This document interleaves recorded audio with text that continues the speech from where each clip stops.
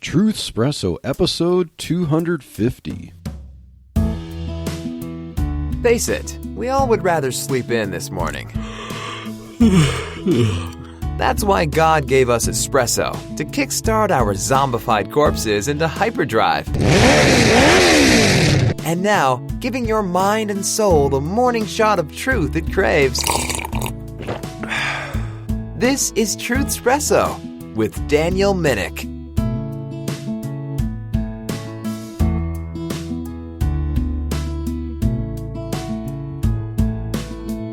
Hello friends, family, foes, and lurkers alike. This is your host for Truth Espresso, Daniel Minnick, and I have with me my sweet, beautiful wife and co-host, Chelsea. And sweetheart, thank you for doing another episode with me again. Thanks for having me. Family's been kind of a little under the weather, and hoping that my voice holds up here as I think I'm starting to fight what they've been going through, the kids, and so we'll do the best I can with my voice as we talk about another episode of court jestering. And so in our little series on court jestering, we did some on Supreme Court jestering, and we did one on federal court jestering. And I was trying to figure out what to do next, but we had a crazy news week this last week, and it seemed fitting from some things that happened this last week that we can fit right in another case here that we can put under federal court jestering. Although I could argue that this one tops it all as far as court gesturing.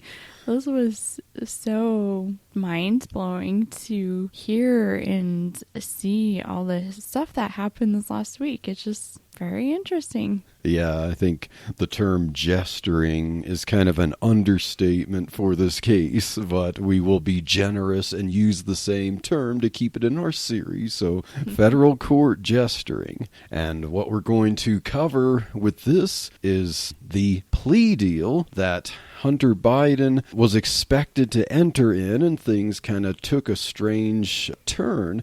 So we're going to cover that, and we're going to talk about some of the things that led up to that. So we'll see how we go through with this episode, but we're expecting to have a two-parter with this. So we'll give the background as to what's going on here with Hunter Biden, President Joe Biden's son, and why did he have a federal investigation, and why did he have a plea deal that he was ready, willing, and able to plead guilty to the charges. And I think ultimately he ended up pleading not guilty, but I think he wishes he would have ended that hearing pleading guilty. That's what everyone wanted, but yeah, we'll try to make sense of that.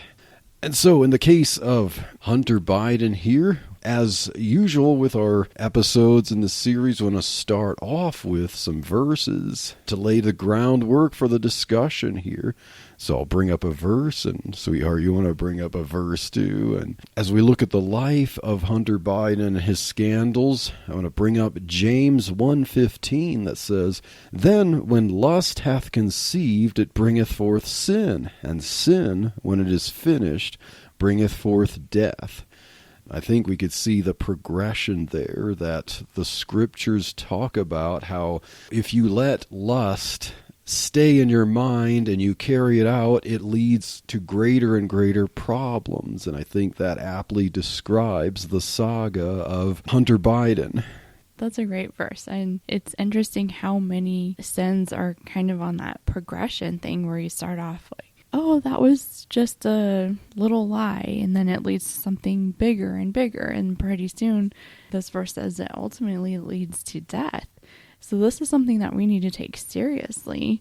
And I love going through the book of Proverbs because it's so instructional, and to me it just seems so black and white. It's like, do this, don't do this, and it's just plain and simple as far as like very clear, I guess.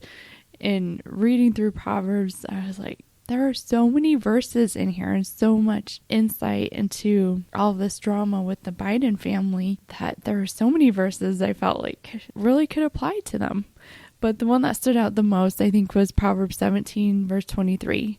It says, "A wicked man accepts a bribe behind the back to pervert the ways of justice. Wow, that's a very excellent find there, sweetheart, because it does describe very much what we will see in the timeline. And I think that verse applies not only to Hunter Biden.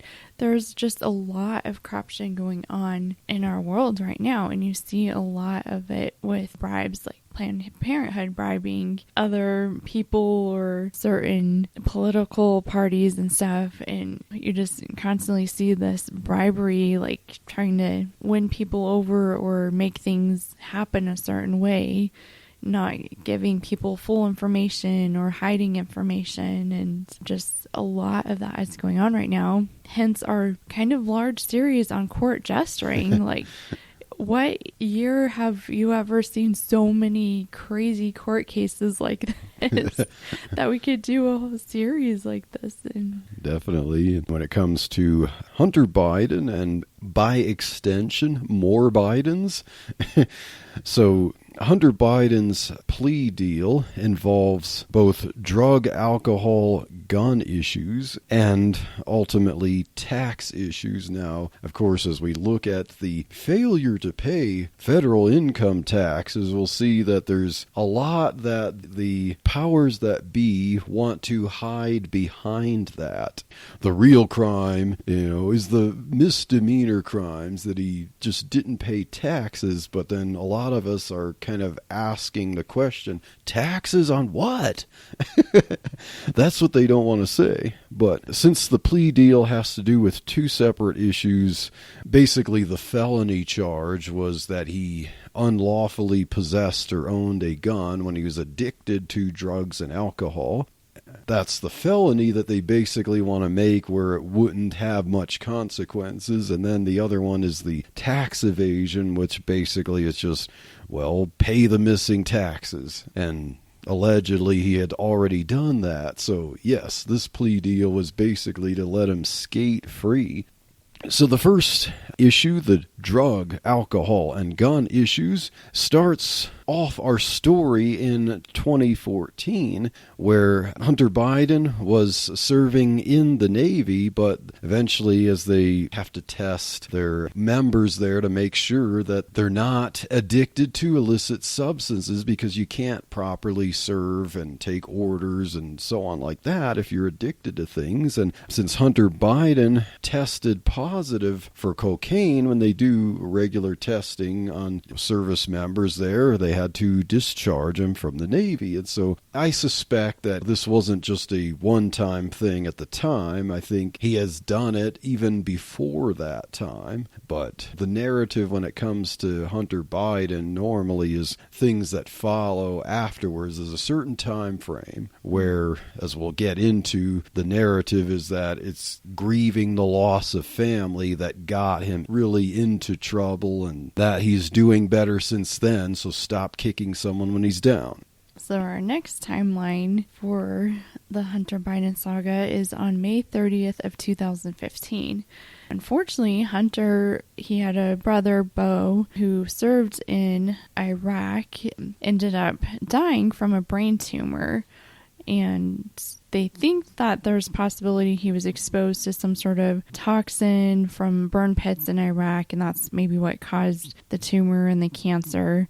I know we were talking a little bit about this before because I didn't quite understand much of this story, that unfortunately Joe Biden kind of mixes the story up and tries to say that his son died in Iraq almost as if he had died a fallen soldier, but that's not accurate. He died when he was back in the States as a result of the cancer in his brain. So that has to be a very sad and traumatic thing for that family to go through. And especially, I think, when you are not saved, you don't have that hope in Jesus Christ, that things like that can tear a family apart. And I think that it's very sad that they had to go through that, and that instead of that tragedy helping them come to Christ and coming to find that comfort, instead it pushed them more towards their substance abuse. And we'll kind of see that progressing and going along in the timeline here with Hunter. And I know, of course, with the burn pits thing, that's when you've heard Joe Biden, in the State of the Union speech in 2022 and also in 2023, he's talked about burn pits a lot. And if you don't know the story about Beau Biden, you have to wonder, like, what's his obsession with burn pits? Well, this is what makes him think about that a lot. Now, the next year, in 2016, so the year after, Hunter's brother Beau died. Hunter began kind of a turbulent affair with Beau's widow, Hallie Biden. Now, of course, you kind of want to criticize Hunter for doing that. It's like she might be grieving over the loss of her husband, and then he's quick to jump into some kind of freaked out, turbulent affair with her. And this certainly didn't help Hunter's strained relationship with his wife, Kathleen Bula. Their relationship had been strained for a while because it was already suffering from Hunter's rampant addiction to alcohol and drugs and paid services with foreign women. Not going to use some terms, but so while Hunter was still legally married to his first wife there, he had this fling with Beau's widow, Hallie. So that's, kind of bad optics there, I think. So ultimately, which kind of makes sense, Kathleen filed for divorce in December of 2016. However, it wasn't finalized until April of 2017. Hunter's fling with Hallie apparently lasted until the summer of 2018, when Hunter demanded that Haley get tested for HIV. Which is kind of odd. Why would he want her to get tested for HIV and not have himself tested? Because he was probably at a greater risk for it with his lifestyle of drugs and inappropriate relations with other people. So. Yeah, it could be that perhaps he wanted her to take the hit by having her test for it somehow, but I don't know how that would work. I'm not medically knowledgeable enough about how that would work, but yeah, he was pretty harsh on her to get, like I would read a little bit of some of the text messages that were, I think, recovered from his laptop, some news articles that would show some of the conversation that Hunter had with Hallie here, and then also what he had when we get to the gun part.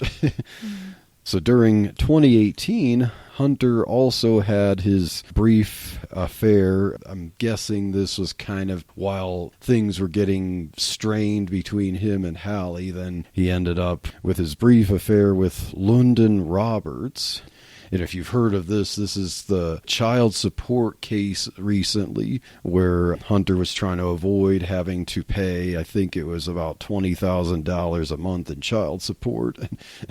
And he wanted it reduced and was claiming to be poor, and how his lawyer said he had to sleep on a cot while he was with his dad in their trip to Ireland, and all kinds of weird excuses like that, where Hunter does live the high life. And so Hunter had his brief affair with London Roberts, and during that time, eventually she gave birth to their now, as of this recording, 4-year-old daughter, Navy Joan Roberts. And if you kept up with the child support case, Roberts wanted to legally obtain the last name for her daughter there, because it could have enough leverage or even, a way to benefit her in some ways, if you think that's possible. But Hunter's side fought to make sure that she couldn't legally carry the last name Biden, and ended up giving her some of his artwork, which we'll talk about, is kind of like, here,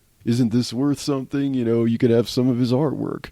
Oh my goodness. Okay, so moving ahead, we come to October 12th of 2018, where Hunter allegedly lied on an ATF 4473 form to buy a .38 special revolver. It's a felony to possess or purchase a firearm while under the influence of controlled substances or within a year of having been so. The penalty of that is 5 to 10 years in prison. In fact, his father, Joe Biden himself, signed the bipartisan Safer Communities Act in June of 22, in which the same offense could be extended to 15 years in prison. So he was definitely looking at some serious prison time, but that never happened. And isn't it, I don't know if it would be a felony, but isn't that also not good to lie on your form for that? Oh, yeah, because that's what it is. It's a felony because you had to be truthful about you're not under the influence of illicit substances in order to purchase a firearm. The form asks you that, and Hunter said no, and he clearly was. I think there's photos from his laptop about him with his crack cocaine and stuff during that time where he got the gun. So I was thinking that they did a background check on you, and if he was dismissed from the Navy earlier because of positive drug screening, wouldn't that come up on a background screening? One would think, but who knows how, if someone like Hunter was able to get around some things. Yeah. I don't know how that all worked, but what's interesting about this case is that his own dad made stricter penalties for what his son did, and yet it's like, well, we can't throw the book at his son, like, oh yeah, he gets a special exemption from the penalties that he thinks is making communities safer. Isn't this like such a good example of like you do one little lie on that form and then it turns into this huge thing? Like, I mean, just how important it is to think about consequences and think about, all right, we need to always have truth come out, and yeah, it's just like one cover up after another because he lied on this and then you have to lie about this, and it's just that huge web that develops from all of this. And be sure your sin will find you out. And yes, one lie leads, a small lie leads to a bigger lie leads to a bigger lie, and in this case it did explode. I guess no pun intended, having to do with the gun, but so now October 23rd, 2018, 11 days later, Hallie found out about the gun that Hunter had purchased, and she secretly threw it in a trash can behind a grocery store that was near a high school. Later that day, Hallie told Hunter what she did. Who knows, possibly because Hunter found out, well, where's my gun? Hunter was quite livid at her, and he demanded that she get the gun back. Then there was a heated text message exchange between Hunter and Hallie over this that was found on Hunter's laptop later, as the laptop was discovered by the New York Post in October 2020, and there's a lot of information on that laptop that keeps getting leaked out and stuff. And I looked at some of the text message exchange between Hunter and Hallie over the gun issue.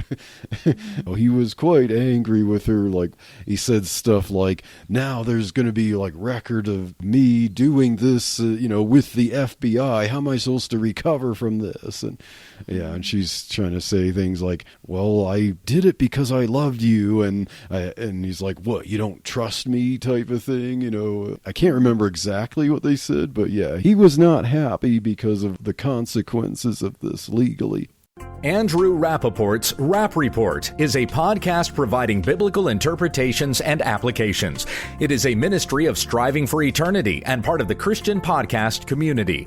We provide a biblical view of cultural events, discuss how to apply God's Word to the Christian life, address issues that concern the church, and we even take some time to offer a correct understanding of those commonly misinterpreted passages of Scripture. You will hear from great guests like Justin Peters, Todd Friel, J. Warren Wallace, and Gabe Hughes. Andrew has the Rap Report Daily, which is a 2-minute Monday through Friday podcast, and then the longer Rap Report podcast for more content. Subscribe to both today by searching for Rap Report on any podcast app, spelled RAPP Report, or click the podcast link at strivingforeternity.org.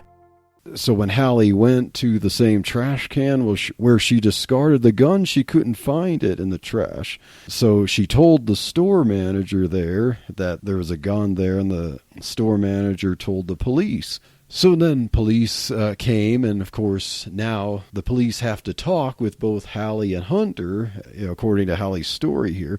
As the police were questioning Hallie and Hunter Biden about it, at the same time, Secret Service agents arrived at the gun shop and demanded that the gun shop owner turn over the paperwork of the sale. Now, the gun shop owner thought this was kind of suspicious, like, it seemed to him that the Secret Service were trying to cover up something. So the owner refused, and then the next day he turned the paperwork over to the ATF, the Bureau of Alcohol, Tobacco, and Firearms. He figured Secret Service here feels kind of like a Men in Black type of incident, but it's like, all right, I want to turn the sale paperwork over to the correct people. Maybe the ATF are the ones who should have this. The Secret Service, when asked about this, according to hearsay about it, they deny that this interrogation incident happened. Now, a few days later, a grocery store worker who frequently searches the trash to separate out some recyclables happened to find the gun there, so it was still there, and then turned it in to police. That's so weird. I don't know. I never fully understood the story. I thought Hunter was the one that threw it in the trash because he was trying to hide it. I didn't realize I think he was so much under the influence of drugs that and Hallie was concerned probably about like, okay, you have no business with a firearm here since you're so out of it. She was probably like, what if he gets mad and shoots me? What if he gets mad and shoots my kids? And Hunter was kind of angry at her for even thinking that was a possibility. And then how do you have her, the store manager, and I'm guessing the police would have been looking for it in the trash too. Like, yeah. All these different groups of people looking in the trash can't find the gun, and then all of a sudden the next day they find it? Yeah, so Hallie was looking. I'm guessing she probably looked into it and didn't want to really soil herself too much digging in. That's what I have to guess. And it's like, okay, I don't see it where I put it here, so it must be gone, because she might be wondering, like, what kind of trouble could I get into if I'm dumpster diving here? What about the police? Like, they would have to do a thorough look into that to make sure they didn't miss it somehow. Yeah. So I can only guess that the police probably got told, from higher powers, leave it alone until we figure it out, something. Mm-hmm. That's all I could do to try to make sense of things as to why it took a few days before a store worker got the gun. You'd think that the Secret Service would be all over that, but very strange. So our next thing on our timeline is May 16th of 2019. Hunter married his now current wife, Melissa Cohen, in her apartment only 6 days after meeting her. Allegedly, his current wife has successfully kept him sober. So basically, it was like he struck gold here with this woman. Okay, he meets her, and it's like, oh, wow, she can turn my life around, right? I better marry her. Yeah, and I think this part becomes important to the narrative about Hunter, that they've got to make certain that the public believes that she has, from day one here, successfully kept him sober. So this encounter reminds me of Frozen. Yeah. You mean you're going to marry a man you just met? Yeah, for sure. Someone ought to make a meme of that. Hey, any of our listeners who are good at memes, perhaps you can make a meme out of that using Anna and Christoph their conversation, and and apply it to Hunter and Melissa Cohen. So that is kind of the timeline there for the gun and the drug and alcohol issues. And so now the charges are smaller, but I think it's the biggest issue of all is the tax evasion issues. And it's like, I almost want to put it in a mountain of scare quotes. Isn't there the saying, like, follow the money? Oh, yeah, for sure. And this is the big follow the money thing here. Or the Bible verse, the love of money is the root of all evil. Yeah, for sure. In this case with the Biden family, there's certainly a lot of love of money and all kinds of evil.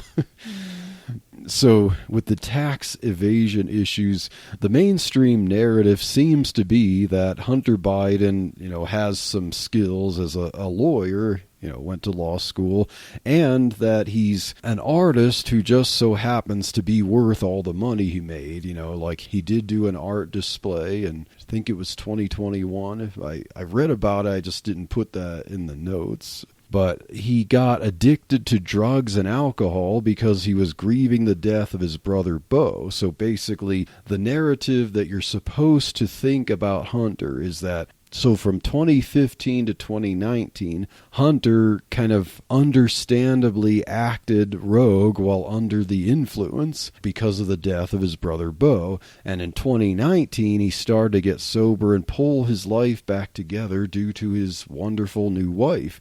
So pleading guilty to the tax charges and a felony gun charge is then Hunter being willing to admit his mistakes and that everyone should have compassion on him for what he went through, but to excuse him because he's turned over a new leaf.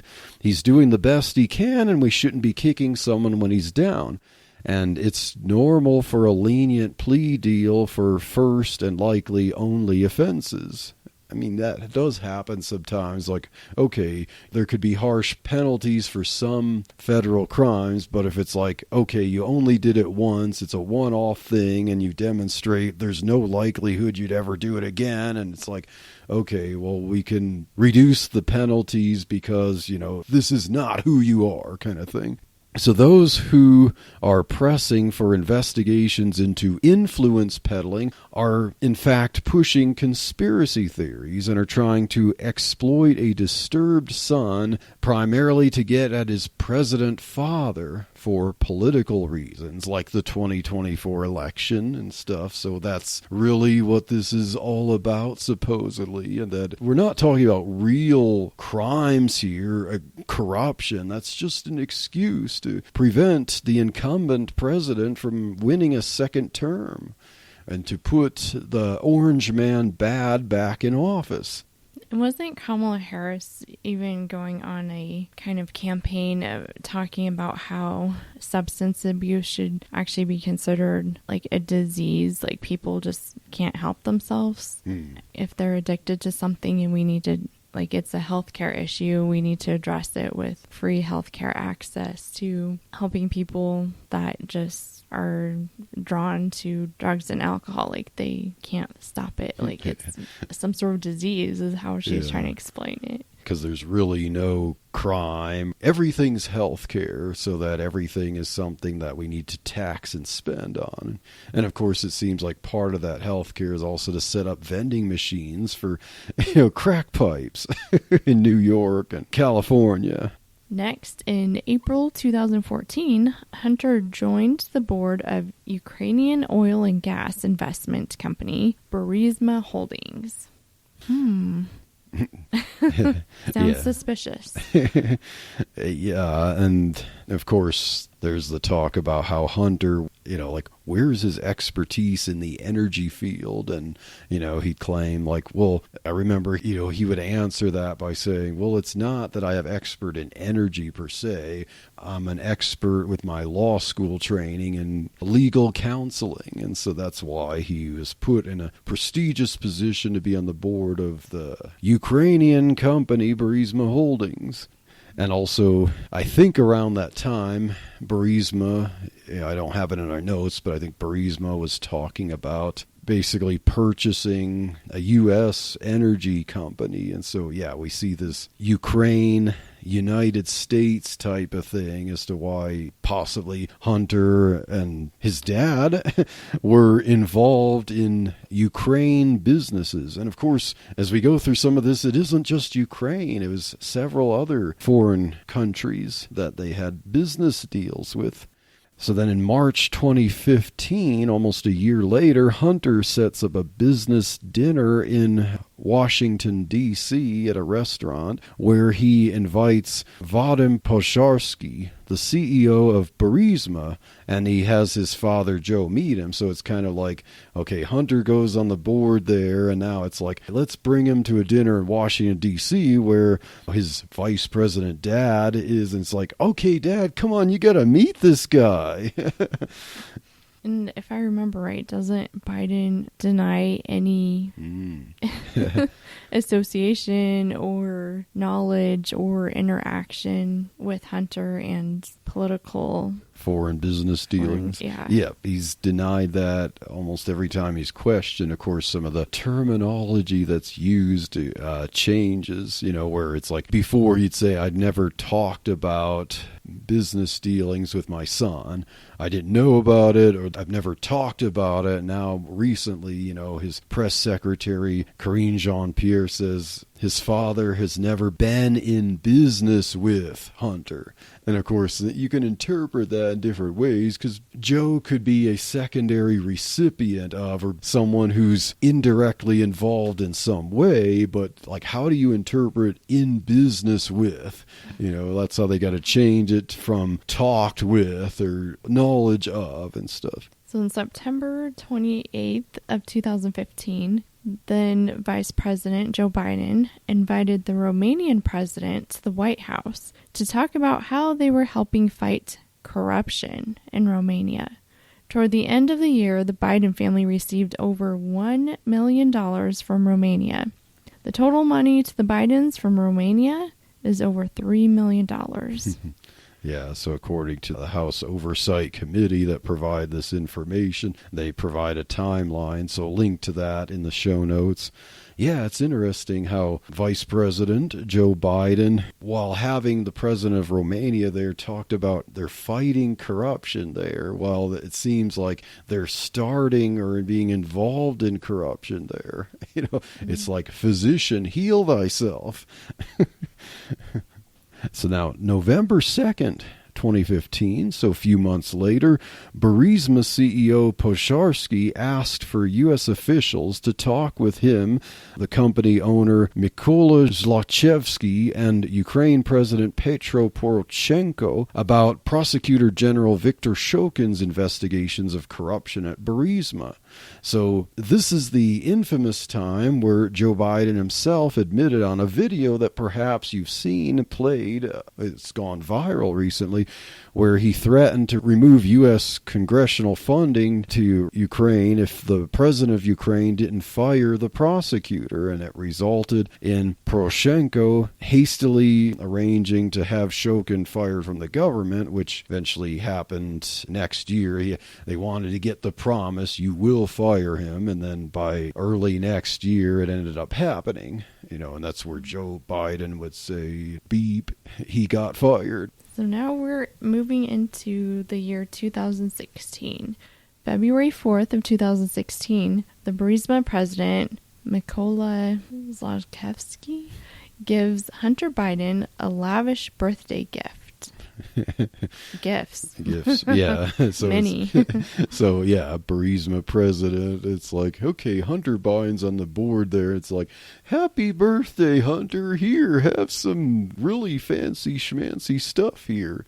Oh, thank you. There's nothing corrupt about that. He's just giving me these fancy birthday gifts. Which is interesting. I wonder if it works in politics like this or not. But I know, like at hospitals, working as a nurse, if a patient or their family wants to give you a gift, you're only allowed to accept something that's like, I forget if it's like $10 or less or $15 or less. Like, you're not allowed to accept things that are of greater value than that. Well, wouldn't you think this there'd is be Ukraine. This isn't the United States, right? But still, like, okay, if you're the president or the president's son in the U.S., they could say, oh, we're not allowed to accept such lavish presents or something. Like, Yeah. You'd think there would be some sort of limit on that, because otherwise it's totally a bribe. Like, one would think, unless it really is a bribe.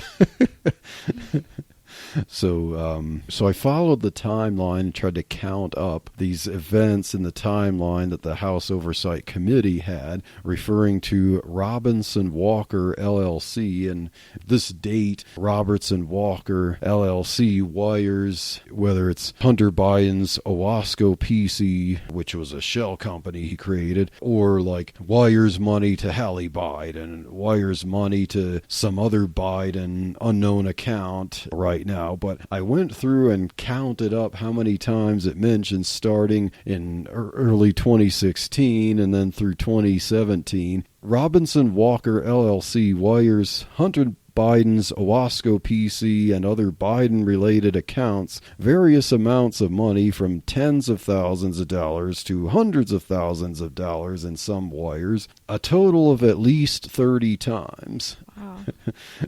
And sometimes the wires came from an account in Romania, and sometimes they came from an account in China, but these were all under Robinson Walker LLC.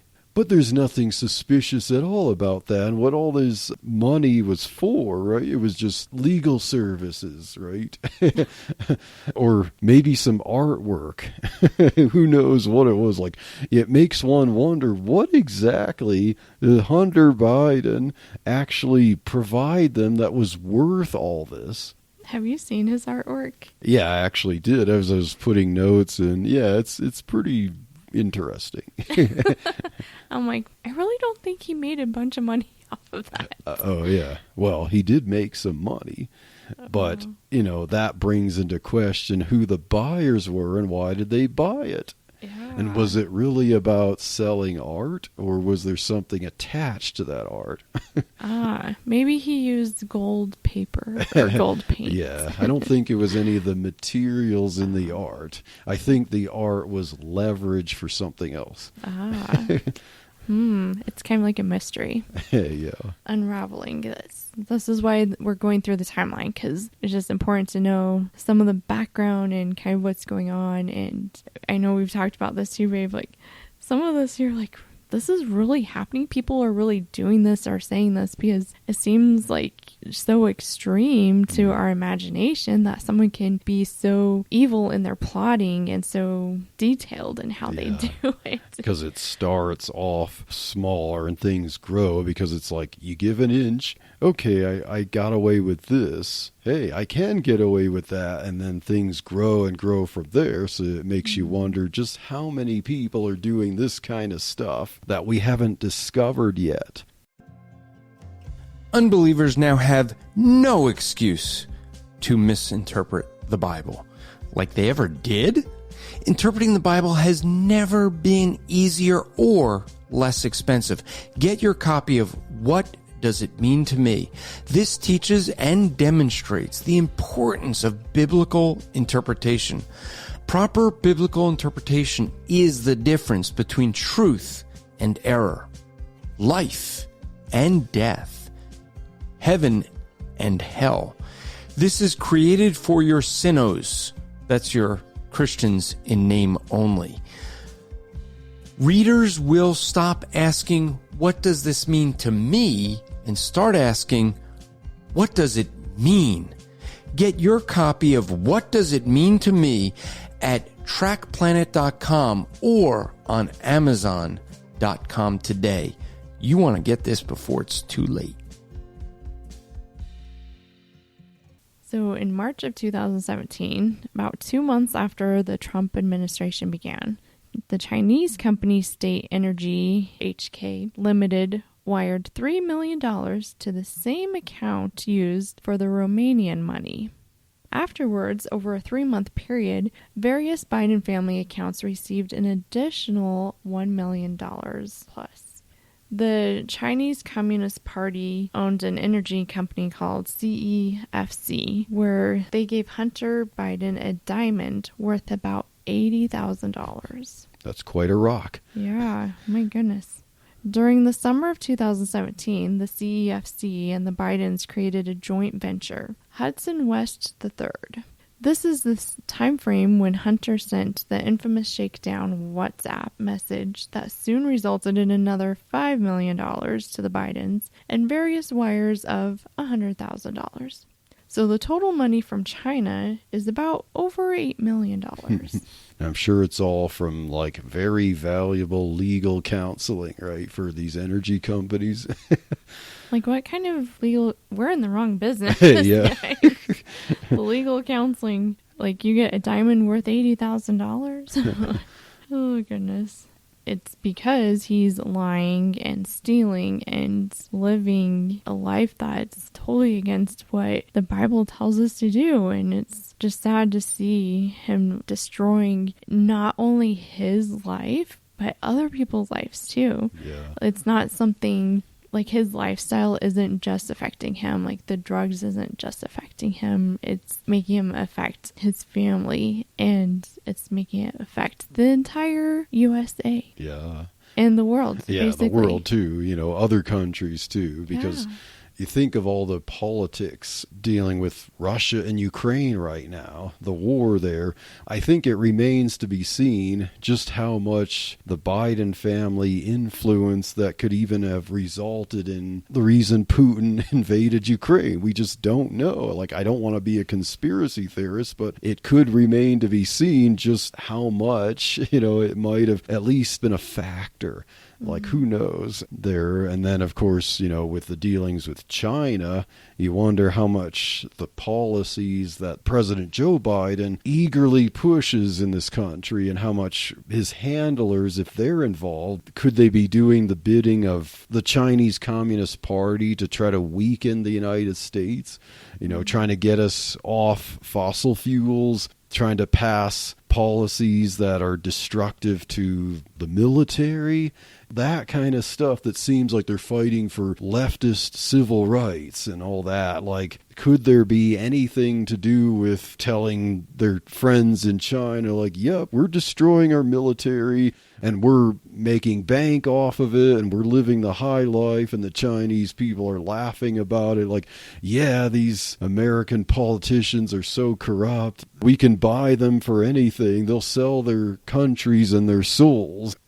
So now June 20th, 2020, this is when the FBI's unclassified FD 1023 form happened, which mentions $5 million to one Biden, which was Hunter, and $5 million to another unnamed one, which we know it's Joe. There's no getting around that. And this form is also the one that, there's a lot of legal wrangling with the House Oversight Committee to get the FBI to turn it over. And first there was like, all right, you can have the two chairmen, the House and the Senate, to go look at the form, look at a very redacted version of it. And then ultimately, okay, if the House was still pressing for FBI Director Christopher Wray for contempt of Congress if he didn't turn it over, then it's like, okay, well, we'll let other House members on the committee go look at the form in a secure location. We just can't turn it over because it has sensitive information and contacts we don't want to let out.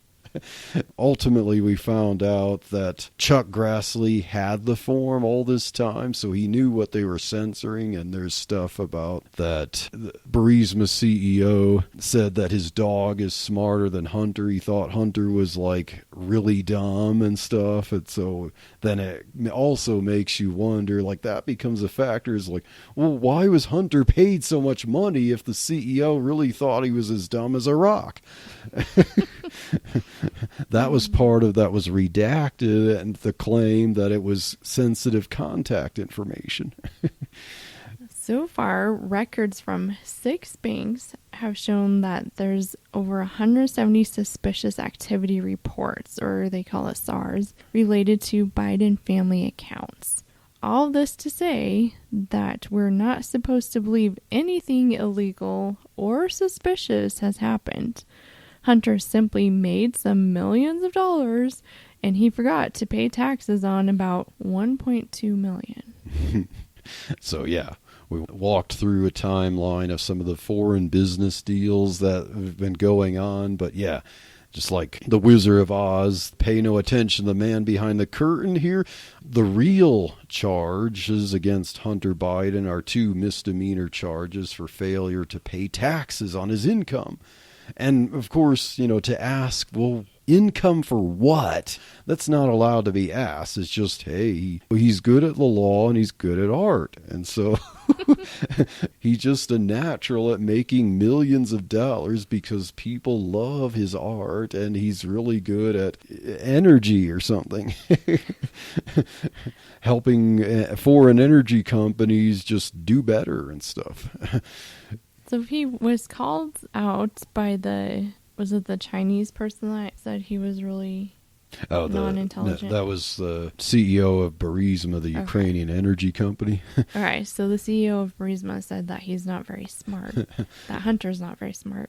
then how is he making so much money being a lawyer? Because you have to be pretty smart. Yeah, you would think. But we didn't know that till recently. That's one thing they really didn't want us to know, but eventually it got out from that FD 1023 form. So now we get to Thursday, June 22nd, 2023, which was over a month ago as of this recording. This is when the DOJ offered Hunter Biden a sweetheart plea deal, as its critics have called it. So basically, if Hunter Biden pleads guilty to 2 misdemeanor charges for tax evasion, 1 felony charge of illegally possessing a firearm, then the only penalties would be paying back the taxes. And to pay the delinquent taxes and avoid penalties, Hunter has already handled that. He allegedly borrowed about $2 million from Hollywood attorney Kevin Morris, who may be funding his backroom lifestyle, helping pay for rent and helping him structure his art sales. And so, yeah, he's already paid the taxes. We don't have to worry about that. And so now the felony charge for the gun purchase and possession would be dropped if he just went on probation for 2 years. And during that time, he had to prove that he abstained from alcohol and drugs and submitted to periodic drug tests. Now, that can be somewhat common for things like, okay, you're under the influence. You might get a plea deal for that, but I think that becomes important because they want to do the probation. And of course, it's standard that, when you're on probation, you have to prove that you're a sober person during that time. And I think Hunter's alleged sobriety, as we go through the web of all this, I think Hunter's alleged sobriety is key to succeeding with his plea deal, which I think when things were coming up that would put that in jeopardy, as we'll see in the next episode, it's like, his attorneys went berserk. And it also makes me wonder, when we had the Cocaine Gate scandal, why did it happen the way it did? Why was it an 11-day investigation of the Secret Service? Basically said, hey, we can't figure out who's this belonged to. We can't find any fingerprints on the bag or in the cubby where it was. And then eventually they burned it. They burned the evidence away and said, well, guess we'll never find out who it is. That doesn't prove that it's Hunter's, but it really makes you wonder. And I think there's a strong chance that it was. Otherwise, they might have handled it differently, because everything rests on Hunter proving that since 2019, when he married his now wife, he has been successfully sober since. And because he has to be sober for them to succeed with the plea deal and the probation. And the plea deal is key, as we'll see in the next episode, the trickery that his attorneys tried to basically sneak this agreement that's not part of the plea deal, the diversion agreement, and hope that the judge didn't focus and ask questions about it.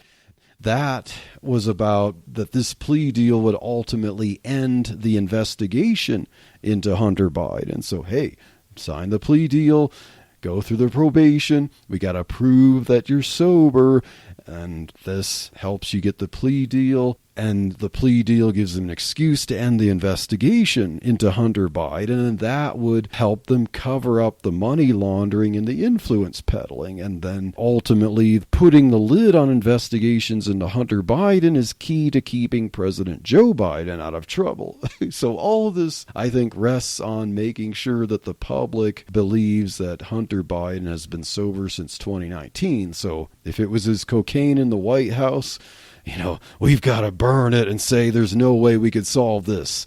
And we've got to make sure that not only has he been sober, we've got to make sure that we guarantee he would be sober, at least until the plea deal is accepted by the judge. So that has to happen, and nothing else has to come up, which would jeopardize it. But we'll see that things happened where the plea deal hearing didn't quite go the way his attorneys and even the government on the other side. This was definitely collusion between the two sides, and they all didn't really quite get what they wanted there.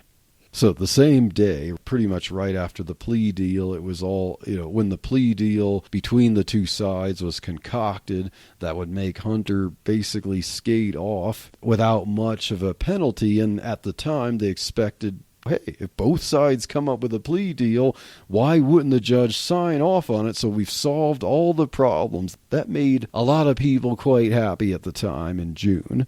And so the White House state dinner with the Indian Prime Minister and about 400 people attended, and Hunter Biden was there, and he was quite happy, shaking hands and smiling, and also his uncle James Biden, Joe Biden's brother, and also a business partner of Hunter Biden's, and also Attorney General Merrick Garland also attended this, which really raised some red flags because he was the one who was leading the investigation into Hunter Biden's federal crimes. So you'd think it would be strange to have this dinner and have your accuser fellowshipping with you and, all happy with you at this dinner after you're having this plea deal to plead guilty to things. And yeah.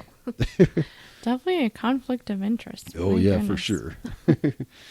And so that will bring us to the end of this episode of Truth Espresso. And so you don't want to miss the next episode of Truth Espresso, where we do part 2 of the Hunter Biden plea deal saga and get into the plea deal hearing and some of the antics the day before and what happened during the hearing. And it's pretty entertaining. There's some humor involved there. And so definitely stay tuned, and God bless.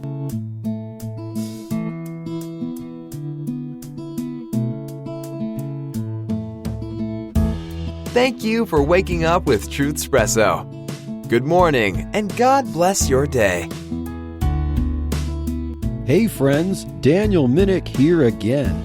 If you liked waking up to this episode of Truth Espresso, I would really appreciate it if you would rate it on Apple Podcasts, Stitcher, or whatever application you use to listen to Truth Espresso.